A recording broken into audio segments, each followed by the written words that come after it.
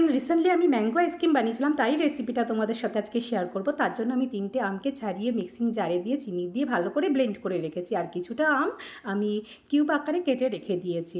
আর এদিকে মিক্সিং বোলের মধ্যে 1 কাপ মতন হুইপ ক্রিম নিয়ে সেটাকে ভালো করে বিট করে নেব। আর এদিকে 2 টেবিল চামচ আমি মিল্ক পাউডার অ্যাড করেছি এর সাথে। এবার ভালো করে এটাকে হুইপ করতে হবে যতক্ষণ না এটা একটা ক্রিমি টেক্সচার নিচ্ছে। এ দেখো ক্রিমি টেক্সচার নিয়ে নিয়েছে। এই এমন অবস্থাতেই আমি এর মধ্যে ম্যাঙ্গো পিউরিটা অ্যাড করে দেবো। এবার ম্যাঙ্গো পিউরিটা অ্যাড করে এটাকে ভালো করে মেশাতে হবে যাতে ক্রিমের সাথে ম্যাঙ্গো পিউরিটা অ্যাড হয়ে যায়। দেখো ক্রিমের সাথে, আর এমন সময় আমি কিউবটাও অ্যাড করে দিয়েছিলাম, সেটার ক্লিপটা আর আসেনি।